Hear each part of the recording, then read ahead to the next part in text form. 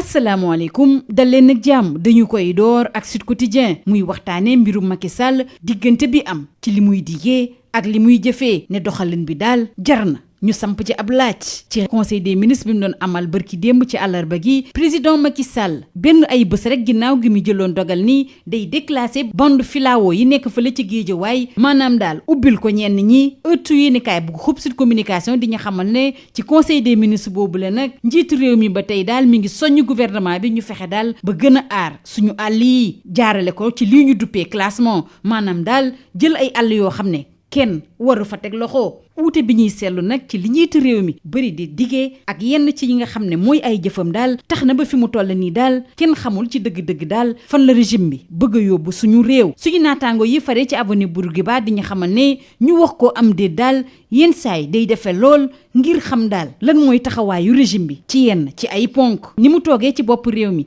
ci atum 2012 ba tey njiitu réew mi di Macky Sall daal saa su ne mu wane nii li muy wax ak la muy jëfe daal ute na lool ñu des ak président Macky Sall bi nga xam ne ëllëg ak jàmm ci gaawu gi fukki fan ak ñaar ci weeru juin lay door tournée économique bi mu nar a amal ci bët gànnaaru réew mi rawatina ca Fuuta ki ñu koy yeggee mooy Direct News di dellu si ci tawatu Fuuta ak doomam yooyu di fuutankoobe yi bokk na ci ruqe bi mu ruqee teg ci daal ay jumtukaay yu bëri yoo xam ne askan yi dañ ko soxla amu fa benn yoon boo jugee Fuuta jëm ca Bakel du benn université wala centre de formation booy teg gët Direct News di nga xamal ne kuréel bii di Fuuta Tampi fi mu toll ni daal moo àgg te lu yëngu mu dal sa kaw suñu naataangoo yi di xamle it ni responsable APR fi mu toll nii daal ñu ngi xëccoo bu baax a baax ci jamono joo xam ne nag ku jegi jaarale ko ci M2D ñoom tey jii ci ngoon dañoo woote am ndaje ngir daal ñu teggi loxo ñii ñu duppee ay otage politique manifestation bi daal 24 heures ni dafa ñëw ngir yee askan wi Sonko ni lenn daal lañ ciy sàkku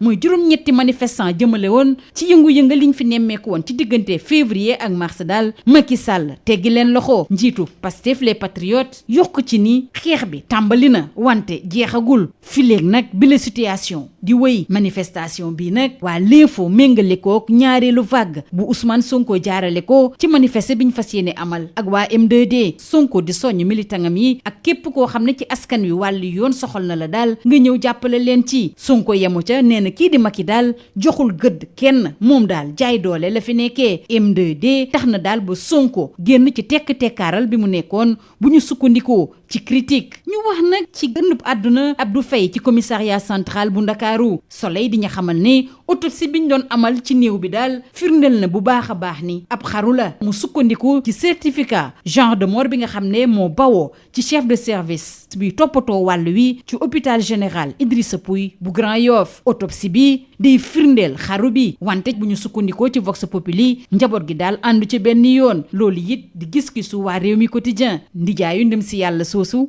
di Modou Niang ne ñoom daal gisuñu lenn lu war a tax daal ba ñu gëm loolu lee seen doom bi lee dafa ñàkk bakkanam te bëgg nañ xam nan la demee moo taxi daal ñu ngi sàkk ñu ubbi ci ab enquête du ñoom rek waa RADDHO it li ñu mel la ñu bëgg ndax nee nañu daal faatu Abdou Faye bi daal tey na seen xel bu baax a baax Guy Marius Sagna ci weneen wàll moom nee na démb ba tey daal mi ngi xalaat waaye moom mënul comprendre naka la fa prisonnier daal di amee pexe ba mën faa xaru ñi nga xam ne daal ñoom la ñu jàpp ni ñoo àndoon ci mbir mi ak Baye Modou Fall Boy Djiné fi mu toll nii daal ñu ngi ci biir kaso gi Soleil di ñu xamal ne juróom benn lañu te ñett yi yëpp ay garde pénitentiaire lañu ñu jàll ci leneen loo xam ne moo soxal tribune jëmale ci recrutement bi ñuy amal ci wàllu police te mu bokk ci programme bi nga xam ne nguur geekalal ngir utal xëy ndaw yi liste bi nga xam ne moom moo njëkk a génn daal nee nañ sukkandikuwul si ab concours moo tax daal laaj yaa ngi bawoo fu ne ñu jàll ci wàllu koom-koom ak waa laas bi xam le ne daal nguur gi xelam dal na bu baax a baax jëmale ci wàllu pexe yi mu lal jëmale ci wàllu budget ci diggante atum 2022 ak 2024 ñu wax ba tey ci wàllu koom-koom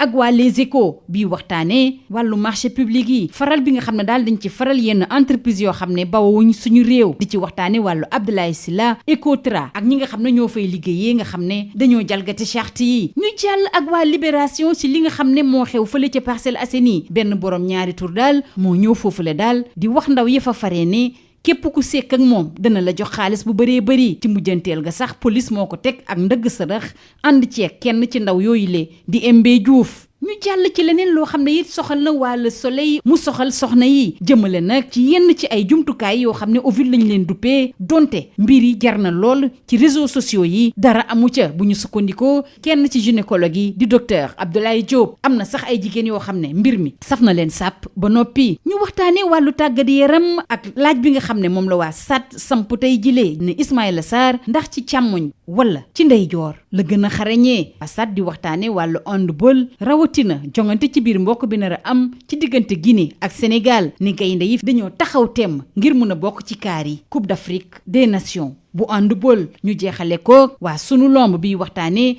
combat bu mag bi nar a am ci ñaar fukki fan ak juróom ci weeru décembre ci diggante Modou Lo ak Ama Baldé ab kado la ngir ñëw neexal ci bésu Noël amateur yi wante nag du neexal benn yoon ñaari mbër yi nga xam ne ñoo nar a jàkkaarloo ci arène bi waa sunu lomb nii bu combat ba jeexee daal dina am kenn ci diggante Modou Lo ak Ama Baldé koo xam ne daal ay rongoñam dana tuuru lii moo gënoon a fës ci ëttu yéenekaay yi ñu xëyee ndool ñu yendoog jàmm. Bonjour. Décalage entre engagement et acte chez Macky, une gouvernance en question, c'est le titre qui barre la une de Sud Quotidien. En réunion du Conseil des ministres d'avant-hier, mercredi 9 juin, le président de la République, qui a procédé une semaine auparavant au déclassement de la bande des Filao de Guédiawaye, a, indique le quotidien du groupe Sud Communication, invité le gouvernement à renforcer la protection de nos forêts à travers la poursuite des actions de classement. Ces décalages, souvent notés entre certains engagements du chef de l'État et ses actes, pose un réel problème de perception de l'objectif de la gouvernance poursuivie par le régime en place. Qu'on le dise ou pas, il est parfois très difficile de cerner la position claire de l'actuel régime sur certaines questions à fort enjeu. Et pour cause, soutient le confrère de l'Avenue Bourguiba, depuis son arrivée au pouvoir en mars 2012, l'actuel chef de l'État Macky Sall ne cesse de poser des actes qui vont parfois à l'opposé de ses engagements politiques d'imprimer une rupture dans la façon dont les choses étaient administrées. Restons avec le président Macky Sall qui sera en tournée économique dans le Fouta dès demain samedi 12 juin avec Direct News qui liste les attentes du Fouta et des Foutankobe. Il s'agit entre autres du désenclavement d'infrastructures insuffisantes qui sont le dur quotidien des populations du Nord. Le confrère signale qu'en traversant le Fouta jusqu'à Bakel, il n'y a pas d'université ni de centre de formation. Par ailleurs, Direct News renseigne sur la montée en puissance de Fouta Tampi qui fait feu de tout bois. Le confrère relève également la bataille de mobilisation entre responsables APR au moment où l'opposition à travers le M2D appelle aujourd'hui à la place de la nation à un rassemblement pour la libération des otages politiques. C'est une manif pour sonner le réveil. Sonko déclare « Nous exigeons la libération des 8 manifestants qui sont entre les mains de Macky Sall ». Le leader de Pastef, les Patriotes, ajoute que la lutte a démarré, mais n'a pas encore pris fin tant que cette situation perdure. Avec cet appel à la mobilisation pour un cycle de manifestations du M2D, Sonko lance la deuxième vague. Soutient l'info. Il en appelle à ses militants et aux citoyens épris de justice et soutient que Macky Sall ne respecte personne. Il ne connaît que le rapport de force. Le MDD sort Sonko de sa réserve, intime conviction de critique, qui estime que ce rassemblement est un test grandeur nature pour le mouvement regroupant des partis de l'opposition et la société civile. Intéressons-nous à présent au décès d'Abdou Faye au commissariat central de Dakar avec Le Soleil qui informe que l'autopsie confirme la thèse du suicide. À en croire le certificat de genre de mort délivré par le chef de service d'anatomie et de cytologie pathologique de l'hôpital général Idrissa Pouye de Grand Yoff. L'autopsie confirme le suicide, mais la famille refute, informe Vox Populi et les sceptiques selon Rewmi Quotidien qui informe que l'autopsie confirme la pendaison. L'oncle du défunt Mondignon déclare, je cite, « Pourquoi devons-nous croire cela? Notre fils est mort et on veut savoir la vérité. Il exige l'ouverture d'une enquête, de même que la Rado qui parle de mort plus que suspecte. » Guy Marius Sagna lui soutient, je cite, « J'y réfléchis depuis hier, mais je ne trouve aucun moyen pour un détenu de se suicider là-bas. » En attendant, les présumés complices de Baye Modou Fall, alias Boy Djiné, sont placés sous mandat de dépôt. Selon Le Soleil, ils sont au nombre de 6, dont 3 gardes pénitentiaires. Volontaires de la police, 3000 interrogations sur un concours, titre Tribune. Dans le cadre de la politique d'emploi des jeunes, l'État du Sénégal a décidé de recruter 3000 policiers volontaires. Mais pour la première liste qui est sortie, la sélection n'a pas été faite sur la base d'un concours. Les individus dont les noms sont publiés proviennent de la réserve des auxiliaires de la police, ce qui soulève des interrogations au moment où, selon l'AS, l'État affiche son optimisme quant aux programmations budgétaires et économiques pluriannuelles 2022-2024. Parlons toujours économie avec l'ostracisme, discrimination dans l'attribution des marchés publics, le favoritisme des entreprises étrangères dans les appels d'offres. Abdoulaye Sylla, Ecotra et le personnel dans le maquis